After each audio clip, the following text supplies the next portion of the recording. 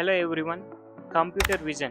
It is one of the most powerful tool in artificial intelligence. Most powerful అంటే సరిపోదు, ఇది ఎలా work అవుతుందో కూడా తెలుసుకోవాలి. తెలుసుకునే ముందు మన సబ్స్క్రైబ్ చేయండి. సో కంప్యూటర్ విజన్ అంటే ఏంటంటే the eyes and vision that which we are providing to the computer. So ఇలా ఐస్ అనేది ప్రొవైడ్ చేయడం వల్ల దీనివల్ల యూజ్ ఏంటి కంప్యూటర్కి?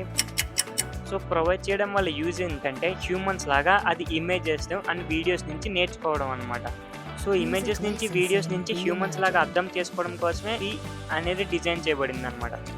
సో ఇది ఏం రికగ్నైజ్ చేస్తుంది ఇమేజెస్ నుంచి వీడియోస్ నుంచి అంటే, వీడియోస్ నుంచి అయితే యాక్షన్స్ని, అదే ఇమేజెస్ నుంచి అయితే ఏ ప్లేస్లో ఏ ఆబ్జెక్ట్ అనేది ఉందో తెలుసుకోవడం గురించి అనమాట.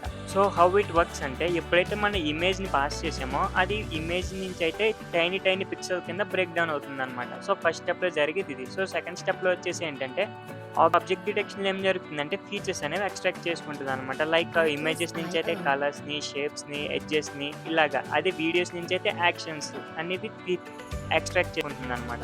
సో అలా ఎక్స్ట్రాక్ట్ చేసుకోవడం వల్ల యూజ్ ఏంటంటే ఆ ఇమేజ్లో పర్సన్ ఉన్నారా, కార్ ఉన్నారా అనేది రికగ్నైజ్ చేసుకోవడం కోసం. సో కానీ అంత సింపుల్గా రికగ్నైజ్ అవుతుందంటే లేదు. సో దీనికోసం మనం డీప్ లెర్నింగ్ మోడల్స్ని ట్రైన్ చేయాలన్నమాట.